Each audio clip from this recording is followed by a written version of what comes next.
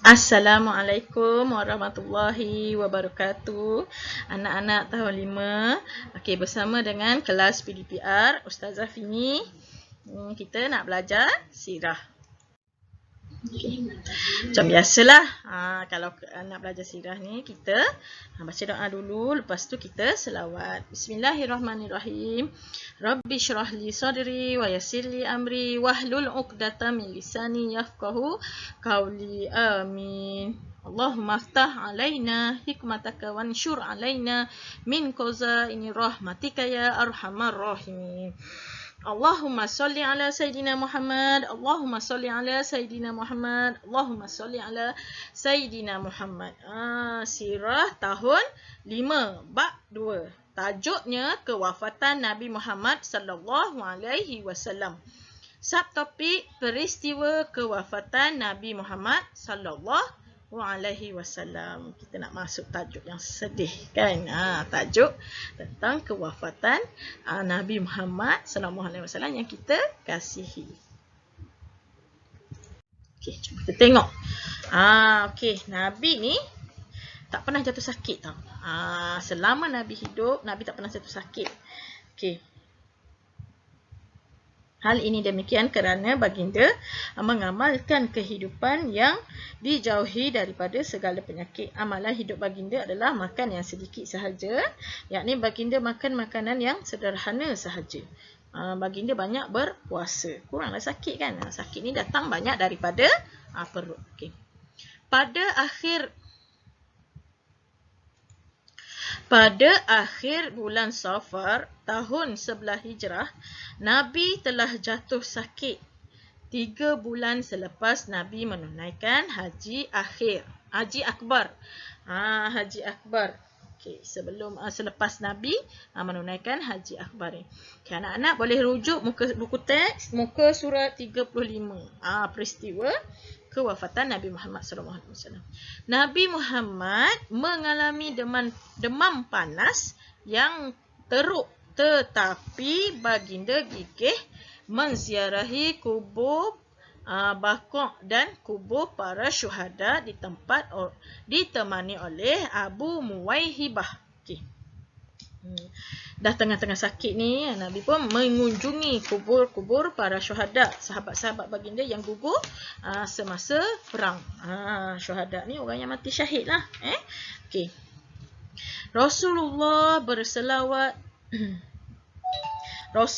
bersolat subuh dengan menyandar badannya kepada Ali bin Abi Thalib dan Fadlu bin Abbas. Masa ni Nabi dah sakit teruk lah.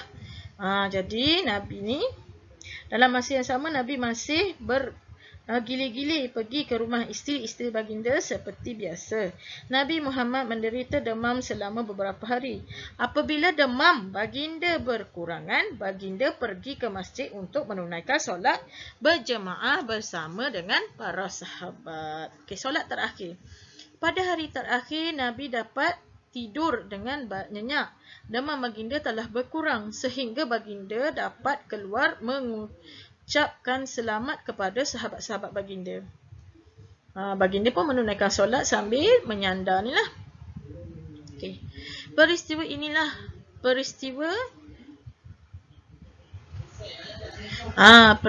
inayah telah Nabi isyaratkan kepada kaum kerabat terdekat bahawa detik kewafatannya semakin hampir. Nabi pun ceritalah. Sebenarnya Nabi ni dah merasa detik aku tidak akan umat Islam berasa gembira melihat baginda telah sihat. Ingatkan baginda ni dah sihat kan.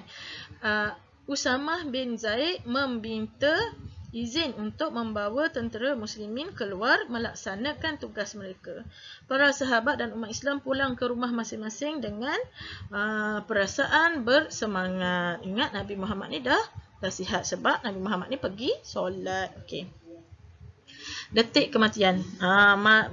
Malaikat Jibril dan malaikat maut menghadap baginda untuk meminta keizinan, lalu baginda mengizinkan rohnya dibawa menghadap Allah. Okey, kesihatan Nabi Muhammad terganggu semula.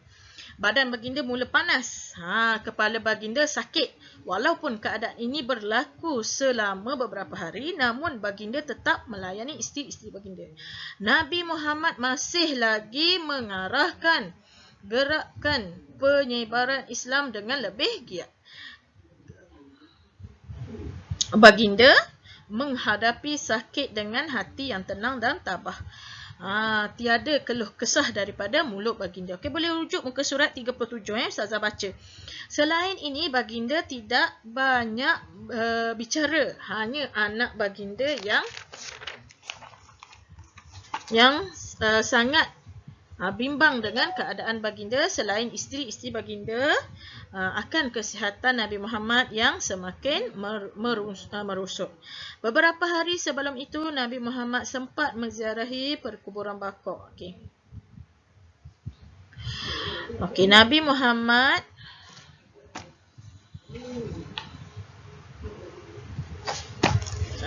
cuma kita baca muka surat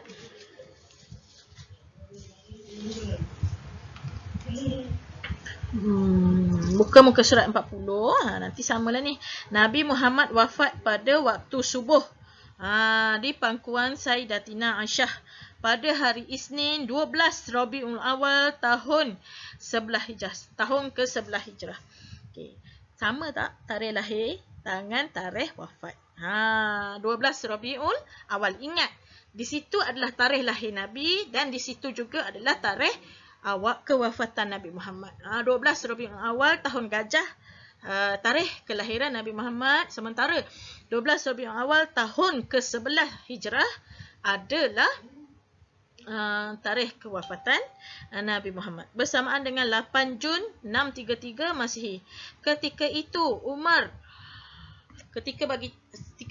umur baginda adalah 63 tahun. Ramai para sahabat menangisi kewafatan baginda. Lalu Umar Al-Khattab menghunus pedang sambil mengatakan baginda sedang koma dan akan kembali semula. Jenazah Nabi dimakamkan di rumah Aisyah di Madinah. Di makam Nabi lah. Kalau sekarang ni ada di Masjid Nabawi. Okey. Jadi semasa kewafatan Nabi Muhammad ni, para sahabat seakan-akan tidak percaya dengan kewafatan Nabi Muhammad ni. Tambah-tambah Saidina Umar yang sangat rapat dengan Nabi Muhammad. Dia pun ambil pedang. Siapa yang kata Nabi dah mati, aku tikam. Jadi semua pun diam. Okey.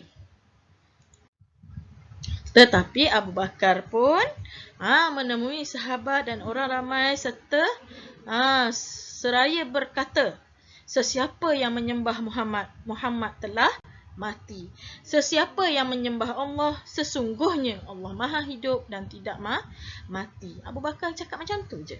Siapa yang menyembah Muhammad, sesungguhnya Muhammad telah mati. Sebab Nabi Muhammad ini adalah manusia. Manusia yang luar biasa, tapi tetaplah manusia, kan? Tetapi Allah itu hidup dan Maha hidup, tidak mati. Maka tersedarlah para sahabat. Masa itulah barulah Saidina Umar mengalirkan air mata kesedihan kerana menerima tentang kematian Nabi Muhammad. Semua para sahabat pun menerimalah tentang kematian para sahabat. Okay. Maka turunlah ayat ini. Surah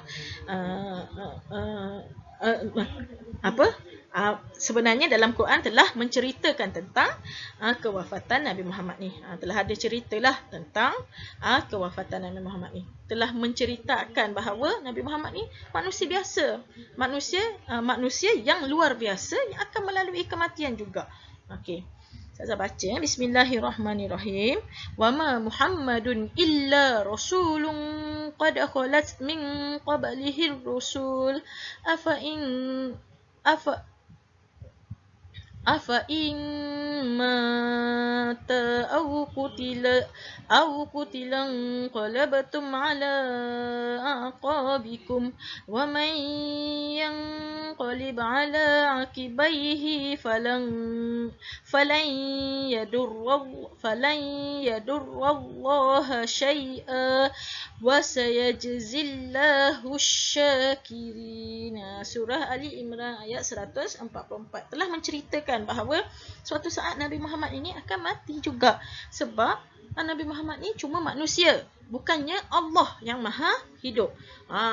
Okey, jangan kita sangka Nabi Muhammad ni tidak mati. Orang zaman dulu ni, orang jahiliah ni tak tahu kan. Jadi Allah telah menurunkan sebelum kewafatan Nabi ni, Allah telah cerita dah. Okey. Maksudnya, dan Muhammad itu tidak lain, hanyalah seorang rasul yang sudah pun didahului oleh beberapa orang rasul. Sebelum Nabi Muhammad ada dah rasul-rasul lain kan. Nabi Muhammad ni Nabi yang terakhir. Jika demikian, kalau dia pula mati atau terbunuh, patutkah kamu berbalik menjadi kafir? Patutkah kita ni nak jadi kafir? Sedangkan Nabi tu cumalah seorang rasul yang diperintahkan oleh Allah untuk menyampaikan seruan-seruan tentang ajaran Islam. Okay. Dan ingatlah, sesiapa yang berbalik menjadi kafir, maka dia tidak akan mendatangkan kemudaratan kepada Allah sedikit pun. Dan sebaliknya, Allah akan memberi balasan pahala kepada orang-orang yang bersyukur. Kalau dia jadi kafir, Allah tak jejas pun. Allah tetaplah maha hebat, Allah tetaplah maha perkasa kan, maha besar. Tetaplah Allah dengan sifat-sifat Allah yang maha hebat itu. Okay. Tapi Nabi ni, kena ingat ya anak-anak, Nabi ni manusia yang luar biasa.